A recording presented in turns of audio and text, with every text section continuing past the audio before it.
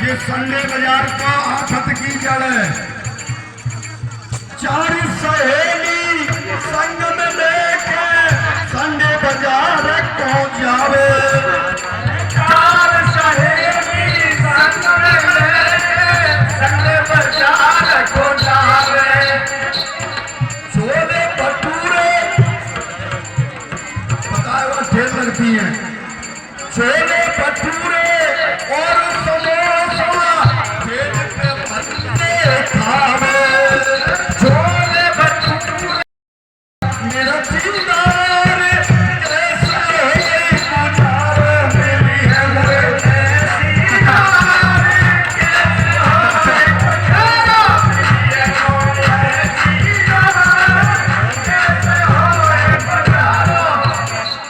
एक बात और बताऊं, जो अभी 5 क्या बात है, औरतें तमाम थी, कुछ आदमी भी थे।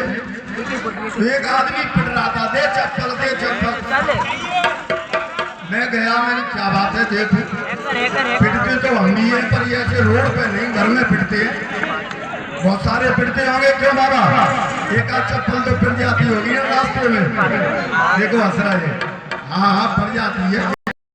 जो पिट रहा था वो ऐसे उल्टा पड़ा था और पहचान में नहीं आया कौन है। भाई देखे,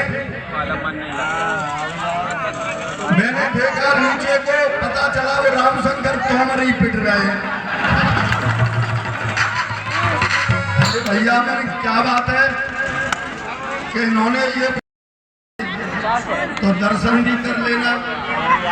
और अगर मैं पिटा जाऊं तो कहना मत किसी से। एक दिन मेरी घरवाली और मेरे में एक शर्त लग गई। भाई देखिए, बोली मोतीचूर के लड्डू बनाए काय के। अरे जोर से बोला। अब भैया मैंने कहा दे दे भाई एक लड्डू। नहीं मिलेंगे। क्यों नहीं मिलेंगे साहब? कि एक खेल खेलो हमारे साथ। अरे भैया मैंने कहा ये कोई टाइम है खेल खेलने का कि नहीं? खेल का नाम है चुप्पा चुप्पी। ये क्या है कि जो पहले बोल जाएगा उसको लड्डू नहीं मिलेगा।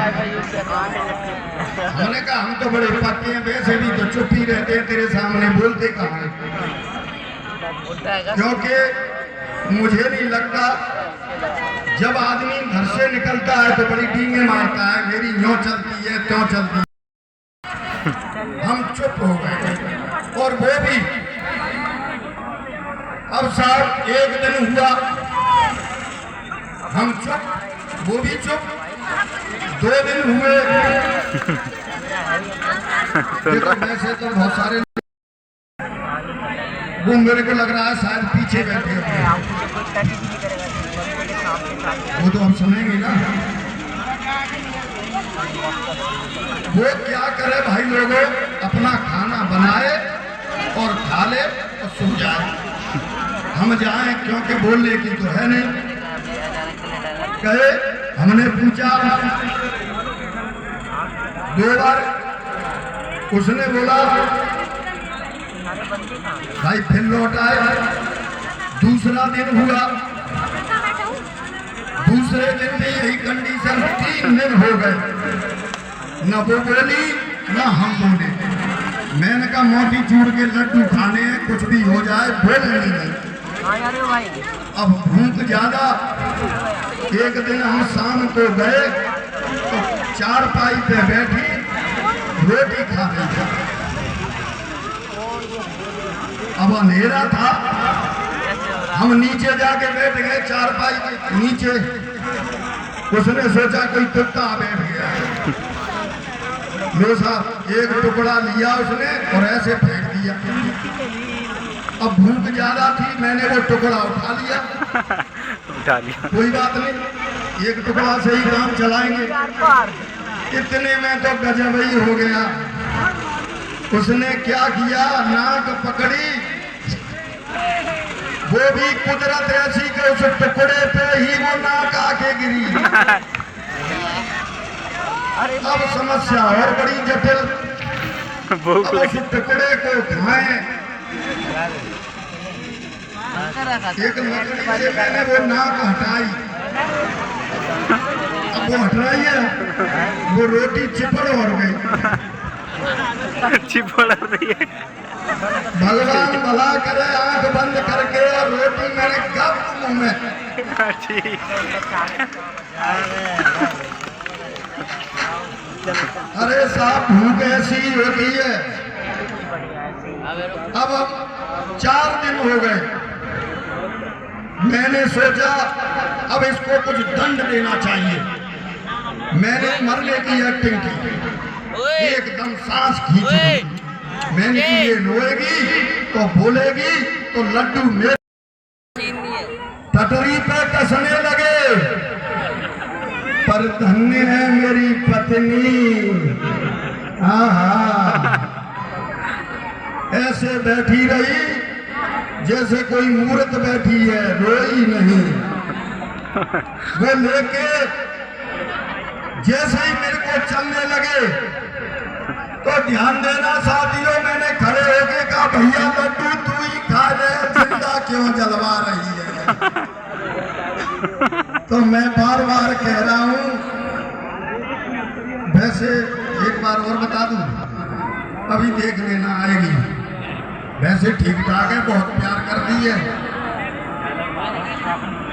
अब इंतजार इस बात का है कि वो आ जाए तो मैं थोड़ा सो लेता हूँ, चादर ओढ़ के सो लेता हूँ।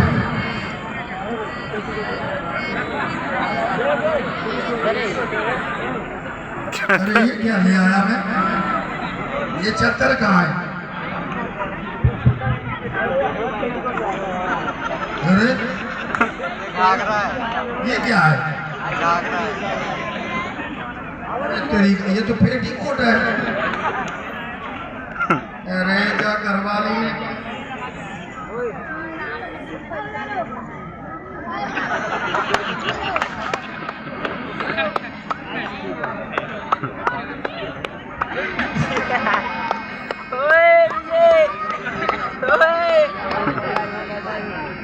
ये चादर के धोखे में क्या आ गया मेरे हाथ में,